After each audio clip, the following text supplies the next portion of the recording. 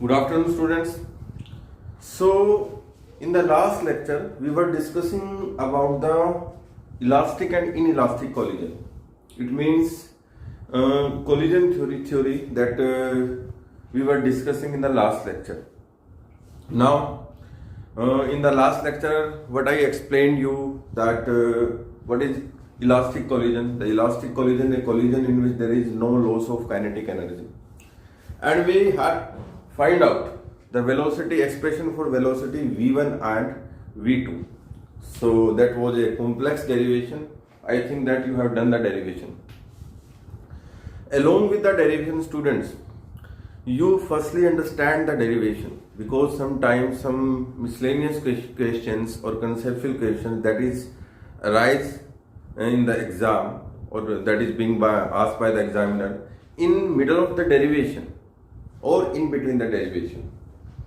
So some of the students that are thinking that if we are cramming the derivation that in 11th and 12th that in exam the simple derivation can be asked, but beta in the CBSE the simple derivation in the exam it's a 10% or 20% chance that a simple derivation or straightforward question that is asked in the examination. So firstly understand each and every step of the derivation, and you just contradict the derivation, that what kind of situation that we are having in the derivation, all the examples, okay, then you are able to understand whole of the physics very easily. Some students that are always saying that 12th paper is very difficult paper for everybody. So today I will give you some technique to prepare the examination, and the technique is only the understanding. The students, why the students that always saying from the last 3 to 4 years that physics paper that was very difficult. Actually physics paper was not difficult. Physics paper is appropriate to the NCERT. Our major problem is that we are hurried to solve the straightforward questions, but in the examination the question that is in the mold form. So it's my personal request that if you understand the physics, firstly understand the physics, not cram the physics.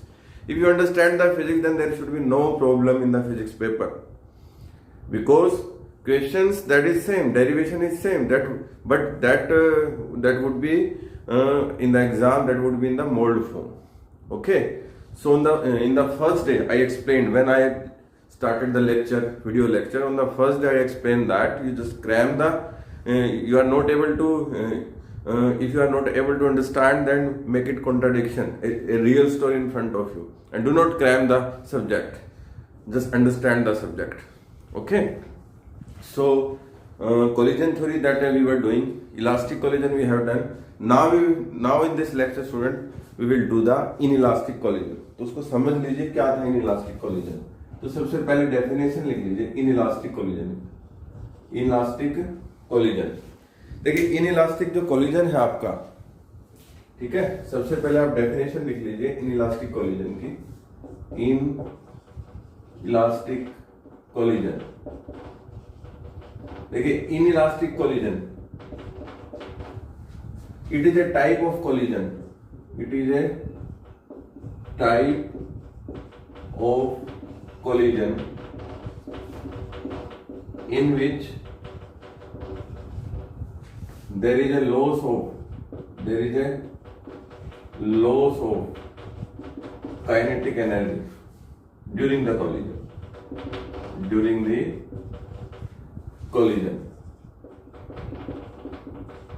is called inelastic collision. Clear? तो इस definition को अच्छी तरह से लिख लीजिए. क्या है? It is a type of collision in which there is a loss of kinetic energy during the collision is called inelastic collision. अब हम इनइलास्टिक कोलिजन को आपका अच्छी तरह से समझते हैं. आप पहले ना डेफिनेशन लिखो, बिल्कुल ही सिंपल है. यहां पर आपकी एक वॉल है, दीवार है, ठीक है. एक ऑब्जेक्ट के हाथ में बॉल है, यानी मेरे हाथ में एक बॉल है, ठीक है, मैं तो रेस्ट में हूं, अभी बॉल भी रेस्ट में, बट मैं जो बॉल को ऐसे फेंकूंगा तो मेरे हाथ से निकलने से पहले, मतलब उस बॉल को कोलिजन कहां पे क्रिएट करना, दीवार के ऊपर, तो मेरे हाथ से, ध्यान से सुनिए स्टेटमेंट, मेरे हाथ से निकलने से पहले बॉल की कुछ ना कुछ वेलोसिटी होगी, वो क्या होगी, आपकी बॉल की वेलोसिटी, ठीक है, बिफोर कोलिजन होगी। अब सपोज कीजिए बॉल है आपकी, इसका मास मैंने क्या ले लिया, m1, ये केजी में लूंगा, ये बॉल यहां गई और इसका मास कितना है, m2 kg, इसका दीवार का, ये बॉल यहां गई और फिर यहां पर आ गई ये बॉल, मतलब यहां तक कोलिजन हुआ ही नहीं, ठीक है, तो बिफोर कोलिजन। अब जब कोलिजन होने के बाद, अब यहां पर क्या होगा, कोलाइड होने के बाद बॉल की वेलोसिटी जो है आपकी v1 मीटर पर सेकेंड, यहां पर बिफोर कोलिजन कितना है, u1 मीटर पर सेकेंड, ठीक है। अब जो बॉल की वेलोसिटी है, क्योंकि बॉल मेरे हाथ में है तो डेफिनेटली u1 आएगी आपकी। अब दीवार से टकराने के बाद v1 मीटर पर सेकंड में, तो किसकी, बॉल की वेलोसिटी है, ठीक है, समझ गए, और v2 मीटर पर सेकंड, ये दीवार की वेलोसिटी। अब दीवार की वेलोसिटी क्या होगी, दीवार तो रेस्ट पे, बट ये v2 क्या है, जो दीवार वेलोसिटी क्रिएट करेगी, every action there is equal and opposite reaction, मतलब कोलाइड होने के बाद तो दीवार फोर्स लगाएगी तो एक्सेलरेशन होगी, एक्सेलरेशन से वेलोसिटी आएगी, वो वेलोसिटी है आपकी v2। अब आपको पहला फॉर्मूला, डायग्राम समझ गए होगे, पहला फॉर्मूला क्या लगाना है, apply law of conservation of mass, conservation of mass, momentum, sorry momentum कीजिए अब अप्लाई। जब आप law of conservation of momentum apply करेंगे तो momentum before collision should be equal to after collision. Before collision क्या था, m1 u1, ठीक है, plus m2 u2 equal to m1 v1 plus m2 v2। ये तो बेटा बिफोर कोलिजन था, बिफोर कोलिजन, और ये क्या था, आफ्टर कोलिजन। अब इस सिचुएशन में होगा क्या, देखो बिफोर कोलिजन, अगर हम बिफोर कोलिजन u2 मीटर पर सेकंड किसकी, दीवार की वेलोसिटी लें, तो दीवार तो बिफोर कोलिजन, जब मैंने हाथ में दीवार, बिफोर कोलिजन जब आपकी जो बॉल है उसका कनेक्शन दीवार से हुआ ही नहीं है, तो u2 कितना होगा आपका, 0 होगा। और जब आपकी दीवार से टकरा के वापस आएगी तो बॉल की वेलोसिटी और दीवार की वेलोसिटी सेम होगी, तो वो v1 v2 v के इक्वल आ जाएगा। तो ये आपका v1 v2, जो v1 v2 है स्टूडेंट्स, वो किसके इक्वल होगा, आपका v के। तो यहां पे लिख लीजिए, कंडीशन है v1 v2 किसके इक्वल होगा, v के, v1 v2 किसके इक्वल होगा, v के, ठीक है। अब कई बच्चे सोचते होंगे कि v1 v2 v के इक्वल कैसे होगा, देखिए ये भी बता देता हूं। जब इसने इसके ऊपर फोर्स लगाया तो F1 होगा, ठीक है, हम मैग्नीट्यूड ले लेते हैं फोर्स का, जब वापस आएगा तो कितना होगा, F2 होगा आपका। मतलब जब फोर्स, इसने दीवार पे फोर्स लगाया तो F1 जनरेट हुआ, फिर दीवार ने अपोजिट रिएक्शन जनरेट करी, F2 हुआ। F1 क्या है, सिर्फ हम इसका लें, वो m इंटू ए है, m1 a1 कर दो, F2 कितना है, m2 इंटू a2, क्लियर। अब आपका ये m1, ये कितना होगा, v1 बाई टी, और ये कितना होगा, m2 v2 बाई टी। अब t से t कैंसिल, मतलब v1 इक्वल टू v2 बन रहा है यहाँ पर। अब जब v1 v2 के इक्वल है तो डेफिनेटली उसको v ले लेते हैं, तो हमने क्या ले लिया, v ले लिया, ठीक है। ये सब समझने के लिए था, क्लियर।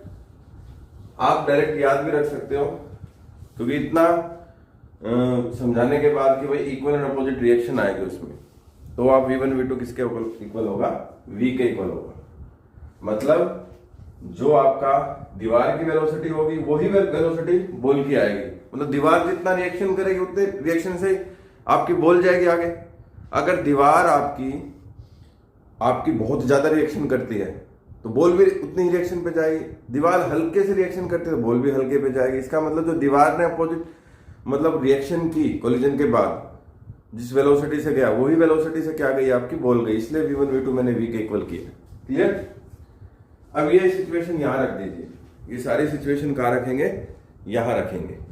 यहां रखेंगे तो ये क्या बन गया m1 u1, ये तो 0 हो गया। और ये कितना बन गया v1 v2 v के, तो v कॉमन ले लीजिए, अंदर क्या रहेगा m1 प्लस m2। भाई सीधी सी बात है, v की वैल्यू कितनी आ गई m1 u1 upon m1 plus m2, ये आ गई v की वैल्यू। कीजिए इसको नोट, वीडियो को पॉज कीजिए और v की value m1 u1 m1 plus m2। ठीक है, क्लियर। मैं इसको रब कर रहा हूं। अब आपका क्वेश्चन था हमारा, relative velocity before collision should be equal to relative velocity after collision. ये वैल्यू आपकी यही लिख लेता हूं मैं। तो पहले बिफोर कोलिजन पे apply kinetic energy principle, apply law of conservation of kinetic energy, ये अप्लाई करते हैं। सिंपल सी बात है, जब मैंने बताया लॉस होगी काइनेटिक एनर्जी की, तो डेफिनेटली लॉस कैसे निकलेगा, जो इनिशियल एनर्जी है वो ज्यादा होगी, फाइनल कम होगी, यही होगा ना। तो इनिशियल में से फाइनल सब्ट्रैक्ट कर दीजिए, लॉस निकल आएगा। तो हमारा ई लॉस क्या आएगा, ई काइनेटिक एनर्जी इनिशियल माइनस ई काइनेटिक एनर्जी फाइनल। क्लियर। अब मतलब क्या है हमारा, इनिशियल निकालना और फाइनल निकालना है। इनिशियल, अब लो कंजर्वेशन हो अगर ये लगाते हैं तो क्या आएगा, half m1 u1 square plus half m2 u2 square equal to half m1 v1 square plus half m2 v2 square. अब चूंकि इन इलास्टिक कोलिजन है तो u2 तो 0 होगा। ये जो है वो है काइनेटिक एनर्जी इनिशियल, ये है काइनेटिक एनर्जी फाइनल। क्लियर। अब यहां पे लिख लेता हूं m1 u1 upon m1 plus m2। ये किसकी वैल्यू आई थी, v की वैल्यू थी, याद आएगी। ये इनिशियल है, ये फाइनल है, सिंपल जनरली। अब इन इलास्टिक कोलिजन में इनिशियल कितनी हो जाएगी, काइनेटिक एनर्जी इनिशियल। ठीक है, यानी ई काइनेटिक एनर्जी इनिशियल ये कितनी हो जाएगी आपकी, हाफ m1 u1 स्क्वायर, सिर्फ इतना हो जाएगा क्योंकि u2 तो 0 हो गया। इसको आप इक्वेशन नंबर 1 मान लीजिए। और फाइनल क्या आ जाएगी, ई काइनेटिक एनर्जी फाइनल, ये कितनी हो जाएगी आपकी, हाफ m1 v1 की जगह क्या होगा v square plus half m2 v2 की जगह क्या होगा v स्क्वायर। क्लियर। इतना नोट कर लीजिए, फिर आगे करवाते हैं। ठीक है स्टूडेंट, इसको इतना नोट कर लीजिए। अब उसके बाद जो है आपका, यहीं से मैं स्टार्ट करता हूं, ये फर्स्ट इक्वेशन लिख दे। अब जो ई आपकी काइनेटिक एनर्जी जो फाइनल है आपकी, वो कितनी हो जाएगी, half M, half V square common ले लीजिए, वी स्क्वायर अंदर क्या रहेगा m1 प्लस m2। ठीक है, ये आपकी सेकंड इक्वेशन हो गई। अब put the value of v in equation 1, equation second, put the value of v in equation second. तो काइनेटिक एनर्जी फाइनल ये कितनी होगी, हाफ, और v कितना m1, इसको m1 स्क्वायर u1 स्क्वायर लिख सकता हूं, और ये कितना होगा नीचे m1 प्लस m2 का whole square into m1 plus m2। अब यहां पर आपको ये तो रवि कर देता हूं मैं।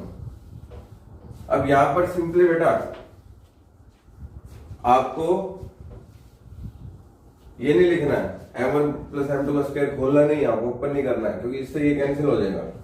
तो E काइनेटिक एनर्जी फाइनल ये कितना बन गया, half m1 square u1 square upon m1 plus m2। Clear. इसको थर्ड इक्वेशन मान लेते हैं। अब ई लॉस क्या है काइनेटिक एनर्जी का, वो ई काइनेटिक एनर्जी इनिशियल माइनस ई काइनेटिक एनर्जी फाइनल। तो लॉस देखिए कैसे आएगा, ई लॉस, ये काइनेटिक एनर्जी इनिशियल कितनी है आपकी, half m1 square minus final कितनी है, half m1 square upon m1 plus m2। Clear, कीजिए इसको नोट।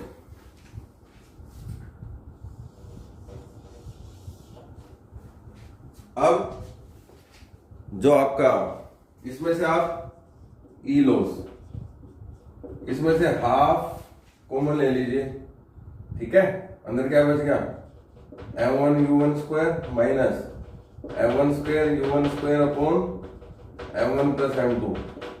अब बेटा एलसीएम लेना पड़ेगा, यहां ले देता हूं। जो ई लॉस है ये कितना आ गया आपका, हाफ, ये क्या हो गया आपका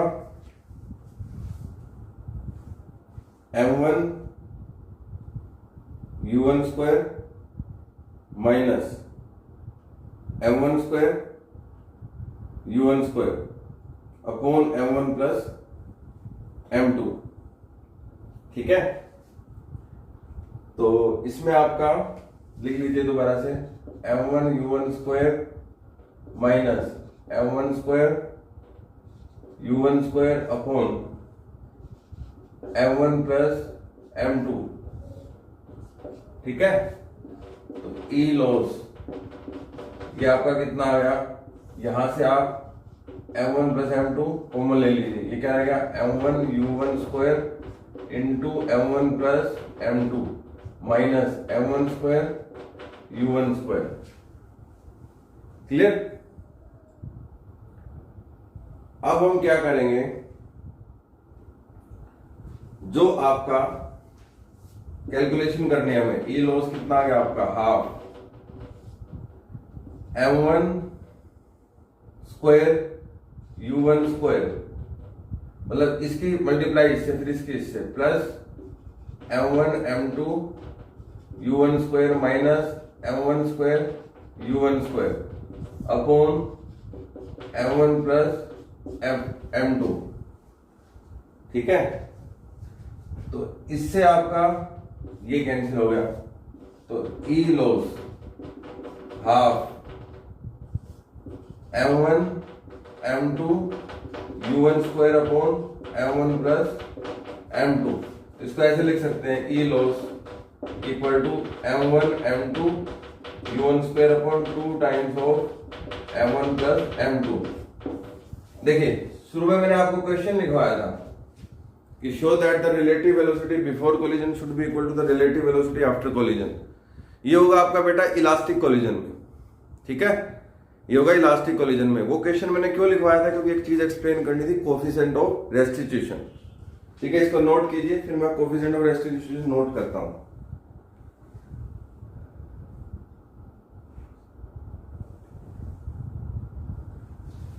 ठीक है। अब क्वेश्चन था आपका,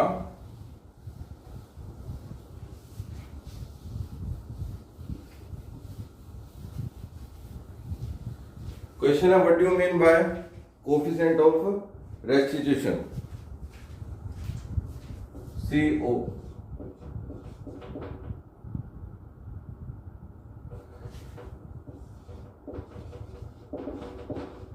कोफिशिएंट ऑफ रेस्टिट्यूशन, ये जो कोफिशिएंट ऑफ रेस्टिट्यूशन है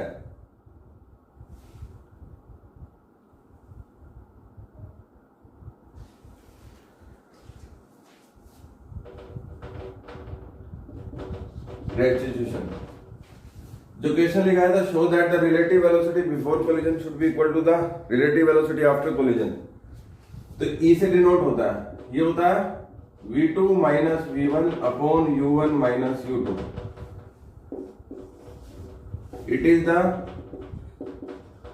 ratio of relative velocity after collision to the relative velocity before collision. अब हमने ये क्वेश्चन प्रूफ किया था इलास्टिक कोलिजन में. In the elastic collision, in the elastic collision ये हमने प्रूफ किया था कि relative velocity before collision should be equal to after collision. तो यहां से E की वैल्यू कितनी आ गई 1. क्यों? क्योंकि बिफोर आफ्टर के इक्वल था V2 minus V1 equal to U1 minus U2. ये हम प्रूफ कर चुके हैं इसमें इलास्टिक कोलिजन में. तो इलास्टिक कोलिजन में E की वैल्यू 1 होती है और इन इलास्टिक कोलिजन में E की वैल्यू होगी 0. मतलब E की वैल्यू 0 to 1 लाई करती है. बड़ा इंपॉर्टेंट क्वेश्चन है ये. आपका फॉर्मूला इंपॉर्टेंट है, फिर डेफिनेशन इंपॉर्टेंट है, फिर इलास्टिक कोलिजन में इसकी वैल्यू कितनी होती है 1. ये हम प्रूफ कर चुके. इन इलास्टिक में कितनी होती है आपकी 0 होती है और 0 to 1 लाई करती है. ये भी आपको करना है. ये 0 to 1 क्या करती है? लाई करती है. ये भी आपको क्या करना है. So student, this is about the collision in 1D, that is you are both in the elastic collision as well as the inelastic collision. In the next lecture we will do the next topic based on this chapter. Okay, thank you.